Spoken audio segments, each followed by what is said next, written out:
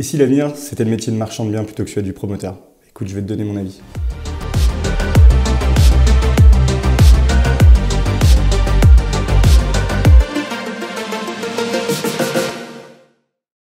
Le marchand de biens, pour moi, clairement, c'est l'avenir. Je vais t'expliquer pourquoi. C'est parce qu'il y a quand même plusieurs signes qui nous montrent que le neuf va être de plus en plus compliqué. Qu'est-ce que ça veut dire? Ça veut dire que aujourd'hui, l'État a toujours poussé les Pinel, enfin tous les outils de défiscalisation, non pas par bienveillance, parce que la défiscalisation ça marche. D'ailleurs, si tu veux une vidéo entre le Pinel versus les investissements classiques, ce sera avec plaisir. Tu me le dis en commentaire. Mais aujourd'hui, il y a un rapport de PrimeView en automne 2019 qui montrait que l'État gagnait environ 25 000 € par logement neuf. Ok, donc il t'explique qu'il y a de la défisque, tout ça mis bout à bout, hein. Mais pourquoi? Parce que ils prennent de la TVA, ils prennent des charges sociales sur les entreprises, ils font marcher l'écosystème, et c'est très bien, hein, attention, hein, je ne juge pas de ça, mais l'État a toujours tendance, et donc continuera par contre, à mettre ses outils de défisque. Sauf que, en face de ça, on a quand même une problématique, c'est qu'il y a de moins en moins de terrain. C'est-à-dire qu'aujourd'hui, dans les villes, qu'elles soient écologiques ou non, hein, d'ailleurs, hein, c'est même pas le problème, c'est qu'on fait quand même attention à pas trop urbaniser le secteur, pas trop le densifier, et il y a de moins en moins de terrain, enfin il y en aura, enfin c'est-à-dire que c'est même pas il y en a de moins en moins, c'est-à-dire qu'aujourd'hui on n'a plus de zones à urbaniser qui vont être créées.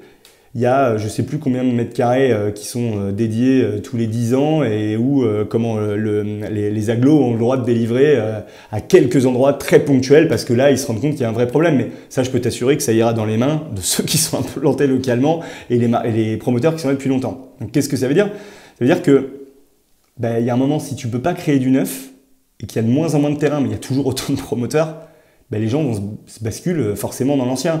On a un parc immobilier quand même en France qui est dégueulasse. Enfin, faut se dire la vérité. Et d'ailleurs, tu l'as vu, les nouveaux changements de DPE, etc., où tu commences à plus avoir le droit de louer quand tu as les indices qui sont trop bas, etc. Donc, petit à petit, ça va monter, avec aussi l'impact écologique sur la planète. Enfin, à un moment, voilà, ce qu'il faut savoir quand même, c'est que la construction d'un logement, j'ai plus le ratio exact, mais pour construire un logement pour construire des logements neufs, ça dure 24 mois, on consomme plus d'énergie que pendant 30 ans de la vie du bâtiment. T'imagines la relation? C'est-à-dire que la construction, forcément, ça pollue. Tandis que la rénovation des logements, les logements, de toute façon, ils sont là, il faut les rénover, et ça, il n'y a pas le choix. Donc, écoute, quand tu te rends compte qu'il y a moins de terrain, il y aura moins de neuf. En face de ça, on a un parc qui est énorme en France, et puis qui est clairement dans un mauvais état. Et c'est là où le marchand de biens a vraiment... on a 20 ans, 30 ans, 40 ans de travail devant nous. Donc voilà, c'est pour ça que je veux te dire que le marchand de biens, c'est l'avenir. Et d'ailleurs, moi qui bosse avec les promoteurs, je peux t'assurer que petit à petit, ils y vont.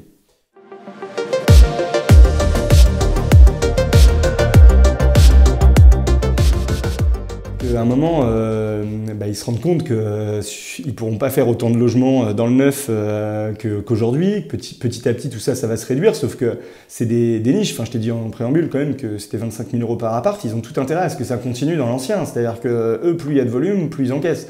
Donc oui, ça va continuer. Mais de toute façon, hein, regarde bien, hein, toutes les lois de finances depuis je ne sais pas combien de temps, à chaque fois, il y a eu un régime fiscal qui a permis de faire de la défisque.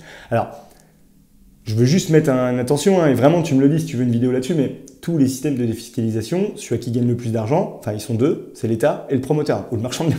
Parce que, en fait, le but de la défisque, c'est de vendre plus cher, et en fait, souvent, tu as un retour sur investissement qui est négatif à horizon 6-9 ans, hein. Il faut quand même en avoir conscience.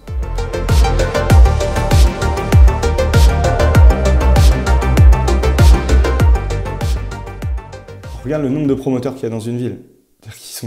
C'est énorme en fait. Ils sont là, en plus il y a des gros paquebots qu'ils ont besoin de faire tourner leurs frais fixes. Enfin, je veux dire, il y a un moment, ils ont besoin de rentrer de l'argent pour payer les gens qui sont là. Et donc, ils ont mis en place des développeurs partout.